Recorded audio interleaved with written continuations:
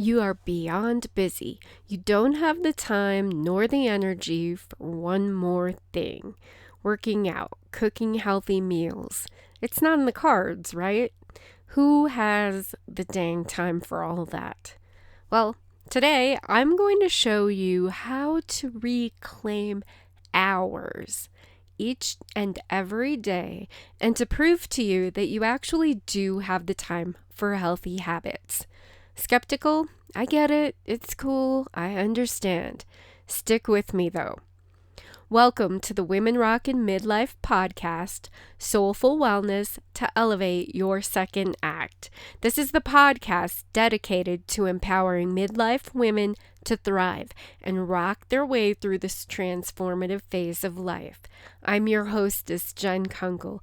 Join me as we explore this midlife era together, and I guide you on a soulful journey of holistic wellness and self-discovery, ultimately leading you to your best, most energetic, most fulfilling life. Just wanted to share what I've been doing this summer. I've been traveling a little bit, spending times in the mountains in Utah, getting away from the Vegas heat. It is so freaking hot in Las Vegas in the summer, and I grew up there, so you would think I would be used to it. It seems like the older I get, the less I want to deal with that heat. We also went to Cincinnati, of all places. My mom, myself, and my great nephew. He's 6. So we took him on this little trip that her travel club had. It was a group excursion where we went to several different places, a couple museums, an amusement park, a baseball game, a riverboat cruise. So we had a lot of fun. We met up with my aunt and my cousin who live in Wisconsin. They drove down and met us there. Anyway, it was a good time. It was great to have something different. So if you get stuck kind of in your rut, it's nice to go do something different. Even though you can get out of your routine, I definitely did. I got out of my routine. Thankfully, there was a lot of walking, so I got some exercise in, even though it wasn't formal. There was a fitness room in the hotel that we stayed at. However, we were so busy with all the activities. It's a group thing, so everything was scheduled. We had to catch the bus to go, and we got done at certain times. So by the time we got done at the end of the day, I wasn't even thinking about going to the fitness center. So maybe you can relate. If you get into vacation mode, you get a little bit out of routine, and that's okay. Just be mindful. That's helpful. I was mindful. I kind of ate whatever I wanted, and I was also mindful. I didn't totally pig out. I didn't make a lot of horrible choices. So kind of worked out okay. I didn't fall backwards in progress anyway. Who can relate to that, right? So let's talk about during our regular routine, right? You might already feel like, oh my gosh, I'm so busy. I really don't have time for healthy living, to learn what I need to do, to get to the gym, to eat healthier, to find recipes that I like that are healthy, to plan my meals, to go grocery shopping, to prep all the ingredients, to cook the meal. It's just so much easier to grab something and go, right? Of course it is. That's way easier. And it's probably not helping you move towards your goals. So what happens? You stay stuck. You're stuck at the weight that maybe you're not happy with. You might have health issues that you are just starting to notice, or maybe they've been around for a while, or maybe you're not really aware of them yet. You're just feeling this low energy, aches and pains, stiffness. Like you get up in the morning and you just kind of feel all this stiffness, achy, you're kind of slugging through life, and maybe you don't even realize it because it's been going on for so long, it's just become normal. It's not normal. okay? And that is for another episode. I'm going to be talking about ways to alleviate that, and I'm going to have some guests on, so that's going to be exciting going forward, about inflammation and just movement and different ways that you can start to alleviate those aches and pains that you thought were inevitable. Today, though, let's focus on getting time for you back into your schedule so that you can do at least some of the basic things. It's amazing how much time you're really wasting and you don't even realize it. That's the big theme, is you don't realize it. You think, oh, I have no time, and you don't recognize where you're actually wasting time. You get kind of caught up in this conditioning, really, that you have to be busy to be productive, to be successful, and being busy is good. It means you're a go-getter and you're being successful. And you get so caught up in that rat race, in spinning that wheel, right? That you don't realize that a lot of times you're doing things that are expending energy and not getting you anywhere. So the reality is, like, that's conditioning, right? That being busy and is productive, and that's what makes you successful. The reality, though, is that busy equals very often overwhelmed, stressed, and not necessarily productive. Busy does not automatically equal results. Results equal results.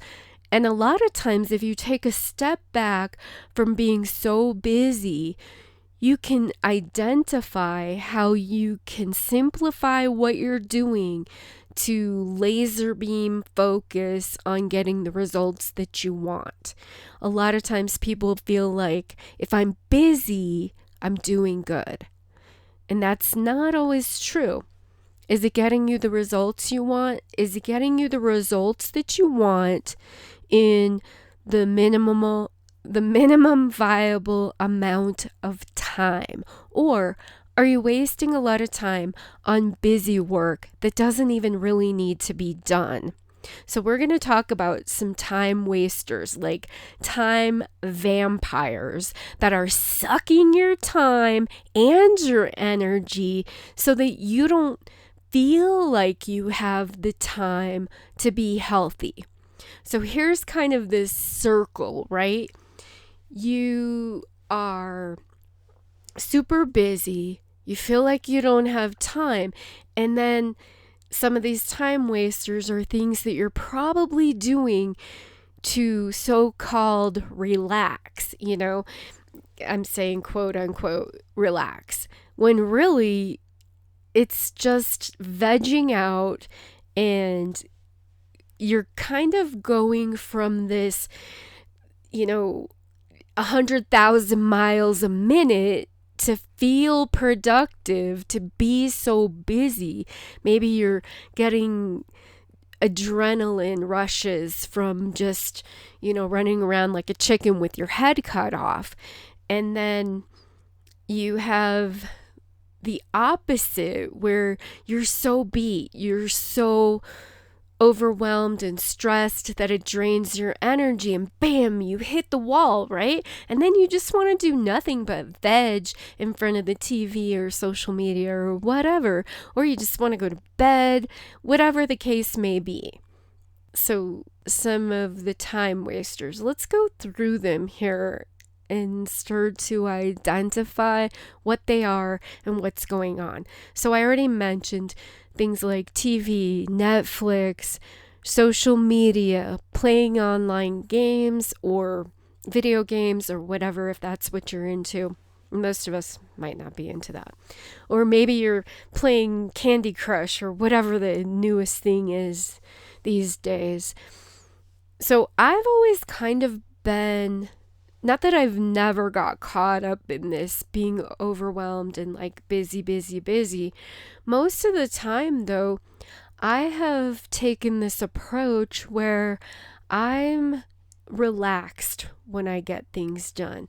I don't get frantic. I'm not that chicken with your head cut off kind of person. I've gone through phases, yes, where I did that.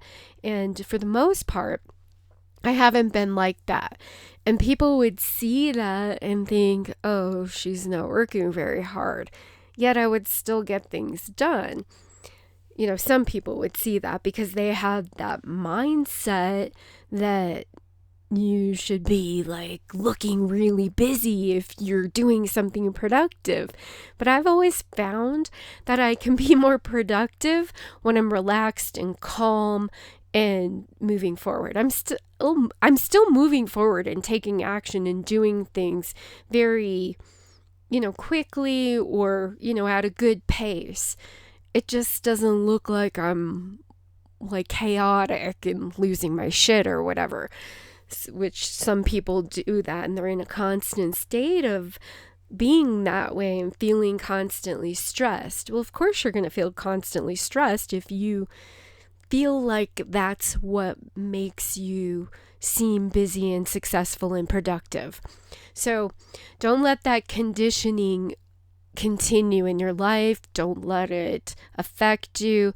Kind of take a step back and recognize that is a belief system that a lot of people have in maybe the corporate world or the business world, that you have to look like you're super busy and like just, it seems chaotic. And it probably is. So you're really not being that productive. So start to shift that conditioning to recognize that you can be productive. You can be taking constant, consistent action and still be calm about it. You don't have to be so, wound up about it. Okay, so that's one thing. And then when you are not working and you have that free time, be more mindful about how you're spending it. Are you spending it on TV, social media, playing games? Because you just need to disconnect so much because you want that polarity. You need that opposite from, okay, everything's been so chaotic in my day. I have to just shut down now and not think, So think about if that's happening, right? There's some other time vampires that I want to talk about that involve other people and kind of your own approach to your relationships. So maybe you have a lot of people in your circles that have a lot of drama, whether it's conflict directly with you or they're gossiping and talking about other people and they want to be in your ear and they want you to hear them and you want to be included. So you participate in that, whether you're gossiping too or you're just listening to it or whatever. It's drama. That's it. Drama is a time vampire. It sucks your time, wastes your energy, and it kind of gets you into this icky mindset. It's also just, kind of not cool to be talking crap about other people. Not that I'm judging. Everybody's been there and has done that. So just notice if you have time on that, because those kinds of conversations and discussions and dynamics can be real energy drains, and they're also wasting your time. It's not really productive. What's it benefiting? Maybe you have a friend that's venting, a close friend that needs to vent. That's different. Be there for your friend. If you find someone is like constantly complaining and gossiping and bringing up drama and it's always everybody else's fault, that might be a sign that it's drama that is wasting your time and energy. Another thing that's kind of related is people pleasing and trying to do it all. You want to do stuff for other people because they're asking you to, and you don't want to disappoint them. Well, that could be draining your energy, because there is a line between doing something because you want to, because you have the capacity, you have the bandwidth, you have the time and energy for it, as long as it's not, eating into what you need. When it starts to become a burden and people are crossing your boundaries, you might want to take another look at what you're doing for other people. Are you doing it out of obligation because you feel like they'll be let down? Or is it something that you want to do because you truly want to do it, because somehow you actually have that to give? So if you are sacrificing a lot of the things that you really need for yourself to give yourself a good solid base of health and energy, and you're sacrificing that to please other people, take another look at that and consider setting some boundaries with yourself as well, because sometimes we do it to ourselves, right? Trying to do it all, thinking we can do it all. And that's another thing, really, is just being distracted, having a lack of focus, trying to do too many things all at once. I am super guilty of that. I have eclectic interests and I'm always looking at something new, and I have to remind myself, okay, Jen, focus, right? Focus on this until you're done, and then you can move on to the next thing. Consider what you're doing in those areas: drama, people pleasing, trying to do it all, lack of focus, being distracted. Then maybe this is work related, maybe this is personal. You might be overwhelmed by emails and you're wasting a lot of time going through unnecessary emails. I, every once in a while, will start going through my emails, especially if I've added things that I'm subscribed to, and I'll go through and I'll start unsubscribing from email lists, newsletters that I'm not really reading anymore. You can always go back and resubscribe, okay? Sometimes I'll save emails that I think, oh, that was an interesting email, I want to go back and read it. How often do we really do that, though? So I had all these different folders, right? And I realized, okay, I have had messages in here for 2-3 years. Now, some of them I really do want to keep for reference. So I do keep those. And then I get really brutal about deleting folders that I saved emails in that I think I'm going to go back and look at. And I realize, okay, I'm not doing that. Just get rid of it, clear it out. Clear out the clutter in your email box and in your life. Files, your living spaces. Clutter can really waste a lot of time.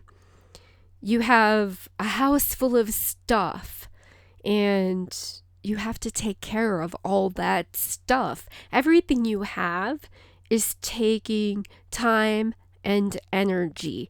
Even looking at it, just looking at the things that you need to do all the time, it's taking up some of that energy. So it's taking away your time, because when you are lacking in energy, you're decreasing the amount of available time, because some of that time you need for rest, right? So if your energy is lower, maybe you need more rest, or you need that complete crash of not doing anything. So think about that. Time and energy are actually quite related.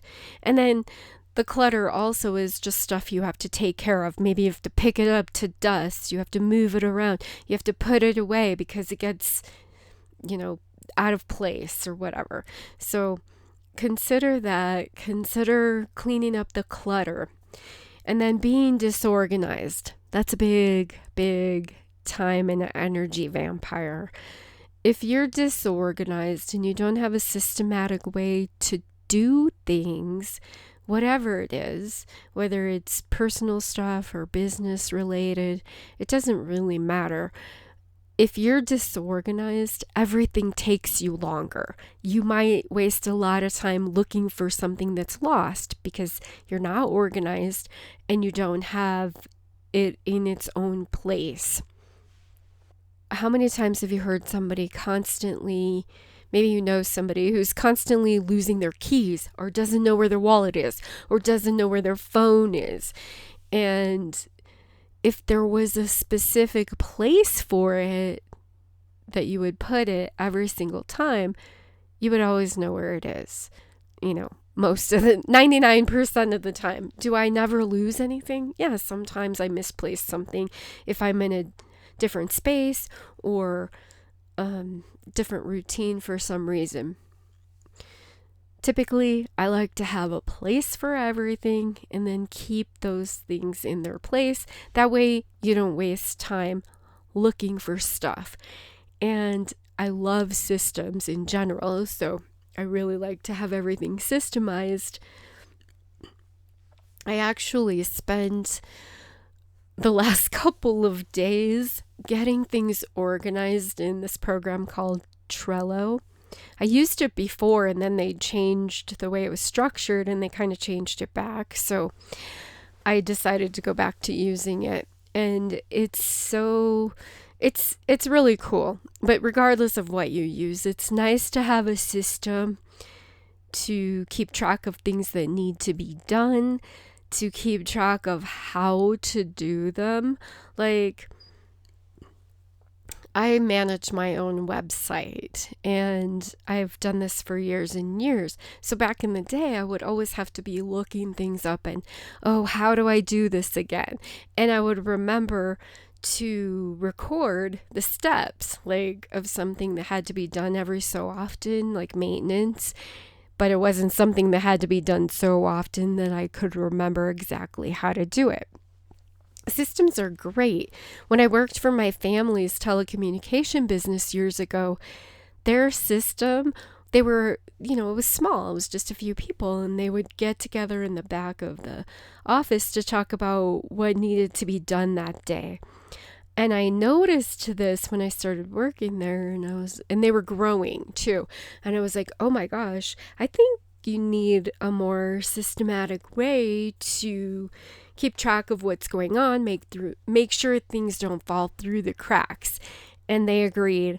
And I started establishing some systems for the business to keep, the customers' process straight and make sure everybody was on the same page and everybody knew what was going on. They were going from basically one or two people handling all this to multiple people handling different pieces of it. So of course it made sense initially, like, hey, I already know this because I'm the only one working with this customer. But then they started incorporating customer service people and salespeople, and different people were working on the same project with the same customer in different parts of it.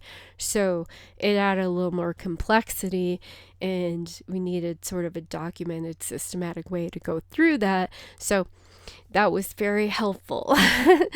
And you can do that for your own stuff too, because if you have a lot going on, you might think, I'm going to remember exactly how I did this. And maybe you won't when it comes time to do it again. Even like recipes and meal planning, I set those things up in Trello boards so that I could keep them organized. I can look up recipes I don't really use recipes per se.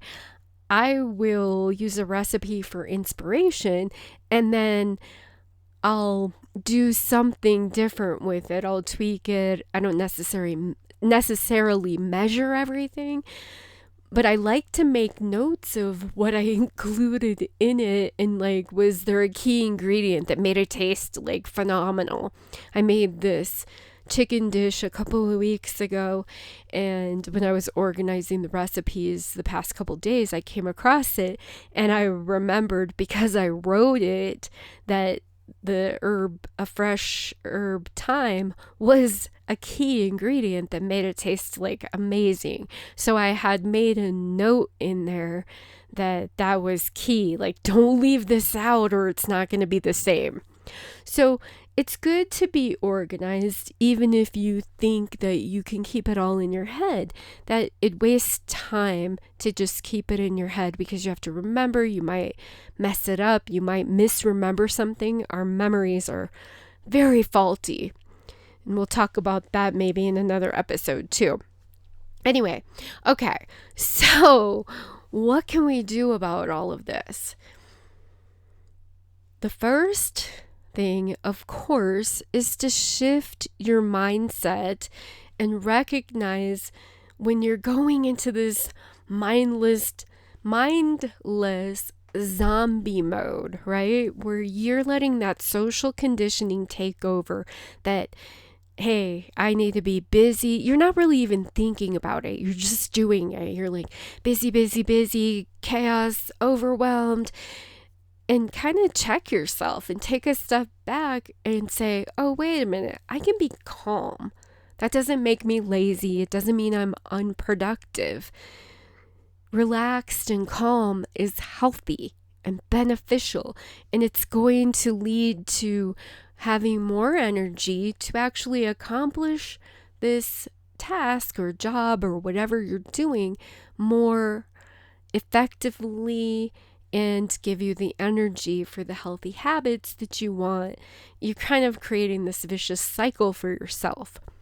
The second thing you can do is you can become a person who has healthy habits, who gets things done in a calm, relaxed manner and still gets them done quickly, effectively, and correctly.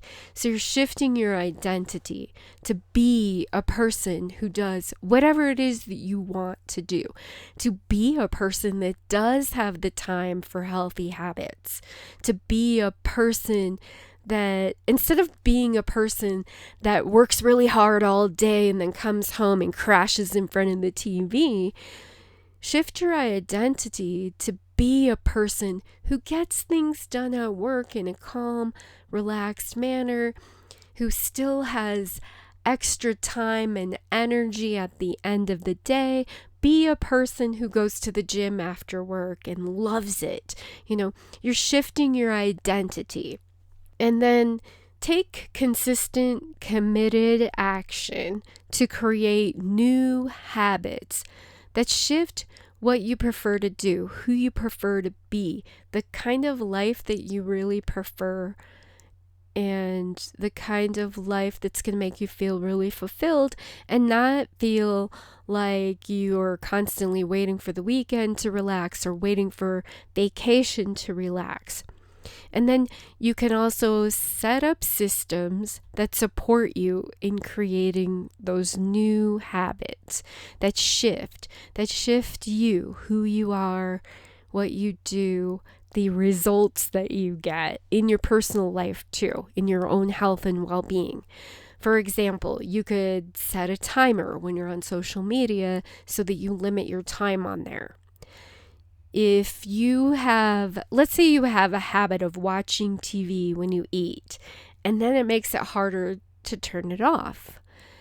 Maybe change that habit. If you recognize this pattern that, okay, if I flip on the TV while I'm eating breakfast, and maybe you work from home, you have your own business, whatever, and then once the TV's on, you kind of get sucked into that zombie mode, or it's hard to shift, right? It's hard to shift and turn it off.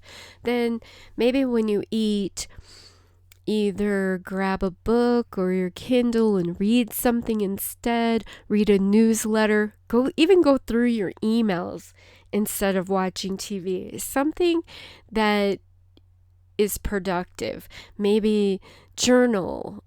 Whatever you need to do to keep you from getting sucked into, a time-wasting rabbit hole, whatever that is, whether it's TV or something else.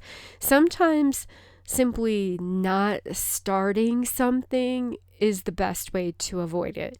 Like, maybe you play around on social media or you play an online game or something while you're eating or while you're waiting for somebody or whatever.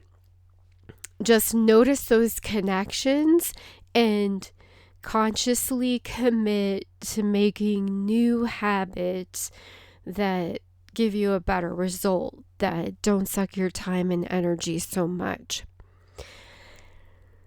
Now, let's put this into action. Don't just listen to this and then think, oh, I'm going to remember all of that, because maybe you won't. Maybe you'll remember some of it.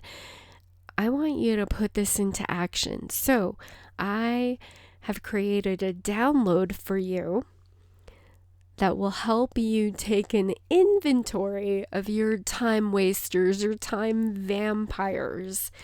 It has a list of the most common time wasters, and you can add your own. If you thought of something that I didn't think of, add your own here.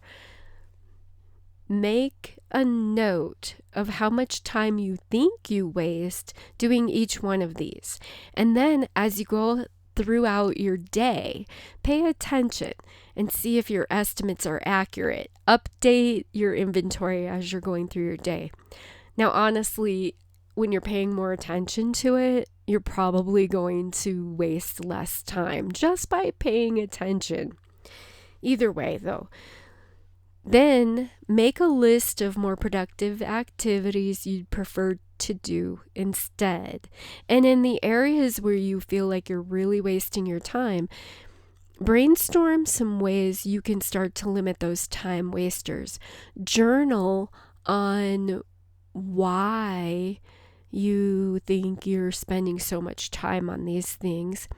Is it because you feel so chaotic during the day that you need to just totally shut down? If that's the case, what can you do to start to shift that? What can you do in that chaos to step away from the chaos and be more relaxed and calm about getting your necessary tasks done? All right, so download this powerful and illuminating checklist and journal prompt page to effectively integrate what you've learned here today. Don't just listen and go on with your life the same as you always have. Let this make a difference for you. And then share this episode with someone you know who could benefit from these tips to use their time to benefit their health and the quality of their life, and to enjoy the process with you. Have a buddy, right? Thank you so much for joining me today. Have a great day. Much love, and I will talk to you next time.